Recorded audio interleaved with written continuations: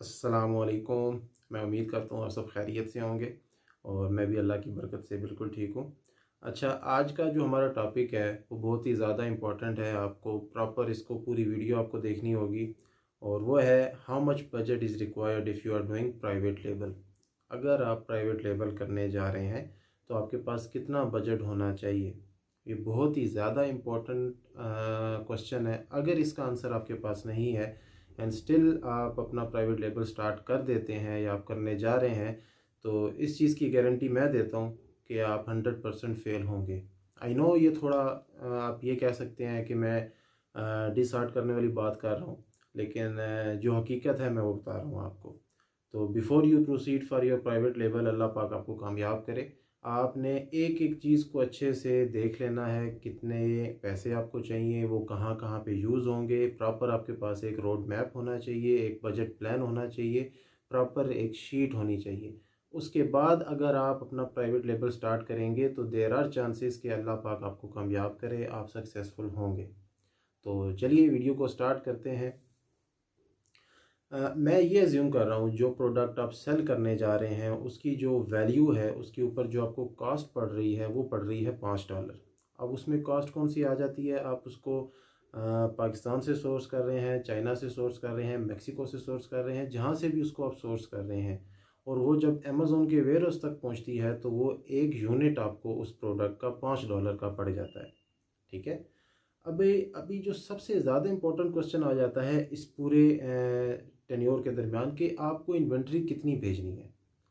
कोई कहता है 500 भेज दें, कोई कहता है 1000 भेज दें, कोई कहता है 1500, कोई कहता है 200, कोई कहता है 300, but you are not sure how much is required. ठीक है। तो इसका सिंपल सा हल है, आपने देखना है कि फर्स्ट पेज के ऊपर, अमेज़ोन के फर्स्ट पेज के ऊपर आपके कितने कंपेटिटर हैं, वो आप कितने यूनिट सेल कर रहे हैं। आपने एक एवरेज निकाल लेनी है। ठीक है। मैं एज्यूम करता हूँ कि लेट से 50 यूनिट्स आपको रिक्वायर्ड हैं, और वो कैसे रिक्वायर्ड हैं, जो आपके कंपेटिटर हैं वो एवरेज पर डे उनकी जो सेल है वो 50 यूनिट की है, कि वो एक दिन में नियरली 50 यूनिट सेल कर देते हैं और वो फर्स्ट पेज के ऊपर बैठे हुए हैं। अब अमेज़ोन को इससे कोई सरोकार नहीं है कि एक ब्रांड जो है वो है बहुत बड़ा ब्रांड है, वो ओक्सो ब्रांड है, और एक ब्रांड है मोहम्मद अब्दुल्ला और वो बिल्कुल एक न्यूली मार्केट में आया है। अगर ओक्सो फर्स्ट पेज पे है दिन के 50 यूनिट सेल करके, और अब्दुल्ला भी दिन के 50 यूनिट सेल कर रहा है कंसिस्टेंटली, ठीक है, तो अमेज़ोन अब्दुल्ला को भी फर्स्ट पेज पे लेके आएगा। तो जाहिर है हमारा end of the day motive भी यही है कि हमने अपने आप को रैंक करवाना है, हमने अपने आप को फर्स्ट पेज पे लेके आना है। तो हमें ये आइडिया तो हो गया कि अगर हमने भी फर्स्ट पेज पे आना है तो हमें भी दिन के 50 यूनिट जो है वो सेल करने होंगे। वो हम कैसे करते हैं इस बारे में भी मैं बात नहीं कर रहा, वो इंशाल्लाह अभी बाद में हम बात करेंगे। तो ये आइडिया तो हो गया कि हमें 50 यूनिट सेल करने हैं एक दिन के अंदर, चाहे वो हम जैसे मर्ज़ी करें, वो हम ऑर्गेनिक तौर पे करें, वाया पीपीसी करें, गिव अवेज करें, या जिस तरह मर्ज़ी करें, हमने दिन के 50 यूनिट निकालने ही निकालने हैं। और अगर दिन के 50 यूनिट आपके जा रहे हैं तो अगर हम पूरा मंथ का देखें तो इट मीन्स कि आपको 1500 यूनिट चाहिए होंगे अगर आपने अपने आप को रैंक करवाना है और फर्स्ट पेज पे लेके आना है। अब जाहिर है, अच्छा, सबसे ज़्यादा इम्पोर्टेंट बात एक और इसमें आप ऐड कर लें कि ज़्यादातर बिज़नेस जो फेल होते हैं, प्राइवेट लेवल की मैं बात कर रहा हूँ, वो क्यों फेल होते हैं, उसके पीछे सबसे बड़ा पीछे रीज़न क्या है कि आप आउट ऑफ स्टॉक हो जाते हैं। ठीक है। अगर आप आउट ऑफ स्टॉक होंगे, इट सिंपली मीन दैट आपका बिजनेस जो है वो समझ लें कि ठप हो गया है। आपकी जो अमाउंट आपने लगाई थी, आपने जो ब्लीडिंग की थी, वो ज़ाया हो गई है, एवरीथिंग गोज़ इन वेन। ठीक है। हम बात कर रहे थे 1500 यूनिट की, आपके मंथ के 1500 यूनिट हो गए जो आपने सेल करने हैं। अब जाहिर है आपने एक मंथ की इन्वेंट्री नहीं भेजनी। होगा क्या, आप एक मंथ के बाद देखेंगे भाई मेरे 1500 यूनिट तो सेल हो गया, मैं रैंक कर गया हूँ, लेकिन अब मेरे पास कुछ है ही नहीं सेल करने को। जब आपकी सेल नहीं आएगी, आपका बीएसआर इफेक्ट होगा, आप डाउन आते जाएंगे और अगेन आप पहले पेज से ड्रॉप होगे, 7वें पेज पे 8वें पेज पे एक गुमनाम सेलर की तरह बैठे होंगे। बेशक एक टाइम पे आप पहले पेज पे थे, आपकी सेल दिन की 50 यूनिट आ रही थी, बट अब आपके पास इन्वेंट्री नहीं है, आप आउट ऑफ स्टॉक हो गए हैं, आपको सेल नहीं आ रही, और उस वजह से आप बिल्कुल ड्रॉप डाउन होकर नीचे आ गए हैं। तो आपने कम से कम अगर मैं बोलूं तो कम से कम 6 महीने की इन्वेंट्री जो है वो प्लान करनी है। उसका रीज़न क्या है? उसका सिंपल रीज़न ये है कि रिसेंटली अगर हम थोड़ा सा बैक पीछे जाके देखें तो कोरोना आया था। अब कोरोना में शिपिंग रेट्स काफ़ी ज़्यादा हाई हो गए थे, शिपिंग मिलती नहीं थी, चाहे आप पाकिस्तान से कर रहे हैं, चाइना से कर रहे हैं, और भी काफ़ी मसले मसाइल आ गए थे। तो उस सिनेरियो को टैकल करने के लिए, इससे रिलेटेड किसी सिनेरियो को टैकल करने के लिए कम से कम 6 महीने की इन्वेंट्री हमें ऑर्डर करनी चाहिए। अब होगा क्या कि जब हम 6 महीने की इन्वेंट्री ऑर्डर करेंगे तो हमें कोई टेंशन नहीं होगी। क्यों? हमारे पास 6 महीने की इन्वेंट्री पड़ी है, हम रिलैक्स हो जाएंगे। अब हमें वर्किंग किस पे करनी होगी? खुद को रैंक करने पे। अब एक और क्वेश्चन ये आ जाता है कि भाई हम न्यू सेलर हैं, माइट भी अमेज़ोन रिस्ट्रिक्शन लगा दे, वो हमारी 6 माह की इन्वेंट्री एक्सेप्ट ही ना करे, या किसी और रीज़न की वजह से वो बोले कि नहीं आप सिर्फ 2000 यूनिट भेज सकते हैं। और जब मैं 6 मंथ की मैं बात कर रहा हूँ, सॉरी 6000 मैं बोल रहा था, मैं 6 मंथ की बात कर रहा हूँ कि 6 मंथ की इन्वेंट्री आपके पास होनी चाहिए। तो अगर एक मंथ की आपकी 1500 है तो 6 मंथ की ऑलमोस्ट आपके पास होगी 9000, कि 9000 यूनिट्स आपके पास होने चाहिए बैकअप के तौर पे। अब माइट भी अमेज़ोन आपको अलाउ ही ना करे मोर देन 2000, तो आप कहेंगे कि बाकी का 7000 मैं कहाँ करूँ? कोई इशू नहीं है। आप अगर यूके में सेल कर रहे हैं, यूके में यूएस में सेल कर रहे हैं, कहीं भी सेल कर रहे हैं, आपको वहाँ पे एक वेयर हाउस मिल जाएगा बड़ी ही मिनिमल प्राइस पे। आपने जस्ट एक मिनिमल सी प्राइस देनी होगी और आप अपनी इन्वेंट्री जो है उस वेयर हाउस में रखेंगे। वो आप कह सकते हैं आपका अपना एक प्राइवेट वेयर हाउस होगा। लेट्स से कि आपने 9000 यूनिट जो है वो ऑर्डर किए थे, 9000 आपने पहले मंगवाने हैं उस वेयर हाउस पे, और उसमें से 2000 यूनिट आपने भेज देने हैं अमेज़ॉन के वेयर हाउस में। अब आप जब देखेंगे कि 2000 यूनिट फिनिश होने वाला है, आपको ऑल द वे चाइना या जहाँ से भी आपने सोर्स किया था वहाँ देखने की ज़रूरत नहीं पड़ेगी। आप उस भाई को या उस बंदे को कॉल करेंगे, भाई यार 2000 या 3000 यूनिट उठा के अमेज़ोन के वेयर हाउस में भेज दो। वो वहाँ से डायरेक्ट भेजेगा, 1 से 2 दिन के अंदर, मैक्सिमम 1.5 दिन के अंदर आपकी इन्वेंट्री वहाँ पहुँच जाएगी। ये टेंशन भी आपकी फिनिश हो गई। हमने बात की थी कि आपका जो एक यूनिट है वो बन रहा है $5 का। आपकी इन्वेंट्री कितनी आपने भेजी है? 6 मंथ की। जब आप 9000 को 5 पे मल्टीप्लाई करेंगे तो ये $45,000 बन जाएंगे। और ये $45,000 जस्ट आपकी इन्वेंट्री की कॉस्ट है, इसमें हमने और कोई कॉस्ट अभी ऐड नहीं की। अब जब ये फिगर आपके सामने आएगा तो आपको आइडिया होगा कि भाई मुझे तो खाली $45,000 चाहिए अपनी इन्वेंट्री को मैनेज करने के लिए। और अगर आप ऐसा नहीं करते, आप कहते हैं कि मैं सिर्फ 2 मंथ की इन्वेंट्री के साथ चला जाता हूँ, मैं 3 मंथ की इन्वेंट्री के साथ चला जाता हूँ, 3 मंथ की भी समहाउ एक्सेप्टेबल है, लेकिन लेस देन दैट मैं बिल्कुल रिकमेंड नहीं करता। होगा क्या? वही चीज़ होगी कि आप आउट ऑफ स्टॉक हो जाएंगे, क्योंकि अगर आप चाइना से इन्वेंट्री मंगा रहे हैं तो वहाँ से इन्वेंट्री को पहुँचने में भी टाइम लगेगा। सम टाइम कोई डिलेज आ जाते हैं, सम टाइम शिपमेंट में मसला आ जाता है, सम टाइम इमिग्रेशन में मसला आ जाता है, सम टाइम रेट्स आपको वो नहीं मिल रहे जो आपको चाहिए होते हैं। तो काफ़ी सारे मसले मसाइल होते हैं। तो होगा क्या? आप वहाँ पे आउट ऑफ स्टॉक हो रहे हैं, आपकी इन्वेंट्री अभी पहुँची नहीं है, या रास्ते में है, या पहुँच गई है लेकिन अमेज़ॉन के वेयर हाउस तक नहीं पहुँची, कोई भी इशू आ गया, तो अगेन वही चीज़ होगी, आप आउट ऑफ स्टॉक हो जाएंगे। तो अब आपको पता चला कि भाई $45,000 तो मुझे चाहिए सिर्फ इन्वेंट्री को मैनेज करने के लिए। अब जाहिर है आपने अगर फर्स्ट पेज पे आना है, आपको 50 यूनिट दिन के सेल भी करने हैं। अब आप हैं बिल्कुल न्यू सेलर, आपका प्रोडक्ट कोई नहीं जानता, आपको कोई नहीं जानता, तो आपको ज़ाहिर है गिव अवेज करने पड़ेंगे, आपको पीपीसी चलानी पड़ेगी। ठीक है। अब अगर हम गिव अवेज की बात करें, आपका प्रोडक्ट जो है वो है $5 का, जो उसकी परचेजिंग वैल्यू है। आप उसको सेल कर रहे हैं $10 का। अब आपने जब गिव अवेज करने हैं तो आपने उस अमाउंट को रिफ़ंड भी करना है।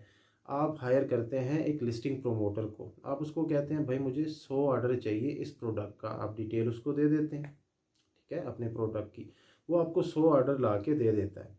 अब एक यूनिट आप 10 पाउंड का या $10 का अगर सेल कर रहे हैं और एक बंदा जो है वो आपका प्रोडक्ट बाय कर रहा है, तो आपने उसको रिफ़ंड भी करना है, क्योंकि आप ऑर्डर परचेज़ करवा रहे हैं, वो आपके फेक ऑर्डर होंगे।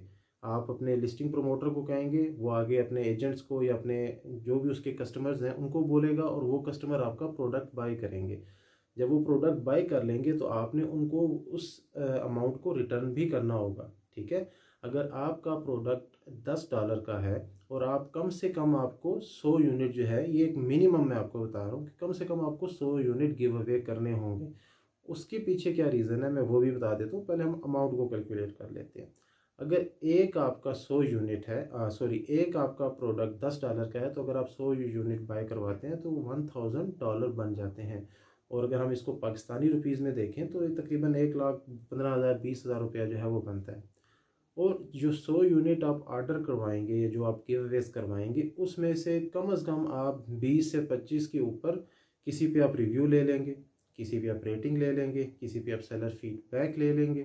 ठीक है, इस तरह आप करेंगे ताकि अमेज़ोन आपको प्रमोट करे। अगर आप 6वें पेज पे हैं, 7वें पेज पे हैं, आपको 2-3 रिव्यूज़ अच्छे आ गए हैं, आपको एक सेलर फीडबैक अच्छा आ गया है, आपको अच्छी रेटिंग आ रही है, तो इसके थ्रू अमेज़ोन आपको प्रमोट करता जाएगा। अगर आपने 100 यूनिट बाई की हैं, दैट डजेंट मीन कि 100 के ऊपर ही आपने हर एक यूनिट के ऊपर या हर एक ऑर्डर के ऊपर आप कहेंगे मुझे रिव्यू चाहिए, मुझे रेटिंग चाहिए, मुझे ये चाहिए। अमेज़ोन को डाउट हो जाएगा और वो आपका अकाउंट भी सस्पेंड कर सकता है और आपकी लिस्टिंग को भी वहाँ से हटा सकता है। तो अगर आपने via listing promoter 100 unit by की हैं तो उन 100 में से 20 आप कह लेंगे, उन 20 को आप डिवाइड कर देंगे रेटिंग पे, रिव्यूज़ पे, सेलर फीडबैक पे। अब एक कास्ट आपकी आ गई जो आपने $10 पर यूनिट उस कस्टमर को देने हैं जिससे आपने प्रोडक्ट बाय करवाया है। ठीक है, फिर इसमें कास्ट आ जाती है लिस्टिंग प्रमोटर का जो कमीशन होता है। अगर आप इस पे अपने ऑर्डर पे लिस्ट इस पे रेटिंग ले रहे हैं तो उसकी अलहदा कास्ट होगी। अगर आप रिव्यू ले रहे हैं उसकी अलहदा कास्ट होगी। अगर आप सेलर फीडबैक ले रहे हैं तो उसकी एक सेपरेट कास्ट होती है। अगर आप रिव्यू विद इमेजेस ले रहे हैं तो वो थोड़ा एक्सपेंसिव होगा। रिव्यू विद वीडियो ले रहे हैं वो फिर और थोड़ा एक्सपेंसिव होगा। या जस्ट एक टेक्स्ट रिव्यू ले रहे हैं तो उसकी और प्राइस होगी। तो ये चीज़ें भी आपने उसमें ऐड करनी है। एक कॉस्ट आ गई आपकी इन्वेंट्री की, एक कॉस्ट आ गई आपकी लिस्टिंग प्रमोटर के कमीशन की, एक कॉस्ट आ गई आपकी जो आप रिफ़ंड कर रहे हैं, फिर आपने इसके ऊपर पीपीसी भी चलानी है। ठीक है, उस कॉस्ट को भी आपने इसके अंदर ऐड करना है। अब लिस्टिंग के इस पे पीपीसी के ऊपर कितना आपका बजट लगेगा या कितना आपको खर्चा आएगा, इसकी भी कोई एग्जैक्ट वैल्यू नहीं होती, लेकिन इसको हम डिवाइड कर लेते हैं अपनी इन्वेंट्री के ऊपर। लेट से कि आपको 40 आपकी जो इन्वेंट्री है वो है 6 महीने की 9,000 यूनिट आपने वहाँ अमेज़ोन के वेयरहाउस में भेज दी हैं। अब उस 9,000 में से आप ये कह लें कि 100 यूनिट तो आपके चले गए लिस्टिंग प्रमोटर के थ्रू, और उसमें से आप आहिस्ता आहिस्ता रेटिंग ले रहे हैं, रिव्यूज़ ले रहे हैं, और आप आहिस्ता आहिस्ता जो है वो रैंक कर रहे हैं। अब जब बात आ जाती है आपके इसकी पीपीसी की, तो कम से कम, मैं एक एग्जैक्ट फिगर आपको नहीं बता रहा, तो कम से कम भी आप 400 से 500 यूनिट ये देख लें जो आपका जाएगा फ़ी सबीलिल्लाह। उसके ऊपर कोई आपको नफ़ा नहीं है, कोई कुछ भी नहीं है, वो जाएगा इस पे पीपीसी पे। आप पीपीसी चलाएंगे, उस पे जो एक्सपेंस आपका आएगा वो ये आएगा कि कोई बायर आया है, वो क्लिक कर रहा है, वो बाय कर रहा है या नहीं कर रहा है, वो एक अलग आपका एक्सपेंस है।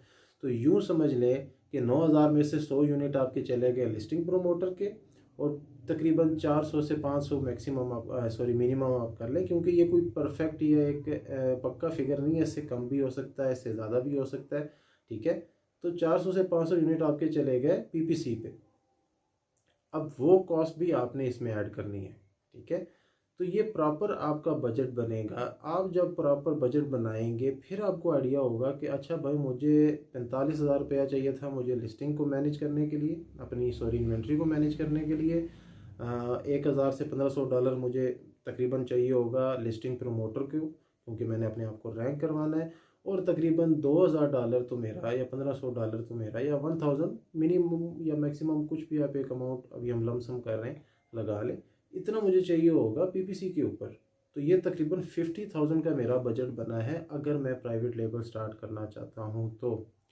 अब 50,000 एक बार में लगाना ये भी लोगों को हज़म नहीं होता, कोई इतना बड़ा रिस्क नहीं लेना चाहता कि भाई मैं क्यों 6 मंथ की इन्वेंट्री भेज दूँ, 9,000 यूनिट भेज दूँ, मुझे तो पता ही नहीं है कि ये सेल भी होता है या नहीं होता।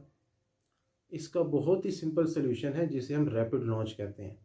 ठीक है, रैपिड लॉन्च क्या होता है कि आपने एक प्रोडक्ट फाइंड आउट किया, आपने उसके कुछ यूनिट, लेट से कि आपने उसके 100 यूनिट उठा के अमेज़ोन के वेयरहाउस में भेज दिए। ठीक है, और आपने देखा कि उसके ऊपर कस्टमर का बिहेवियर क्या है, उसके ऊपर मार्केट का बिहेवियर क्या है। लेट से आपके 100 यूनिट एक हफ्ते के अंदर, 4 दिन के अंदर, 10 दिन के अंदर सेल हो गए। इट मीन्स के प्रोडक्ट में पोटेंशियल है, कस्टमर इसको बाय कर रहा है, मार्केट ने इस प्रोडक्ट को एक्सेप्ट कर लिया है।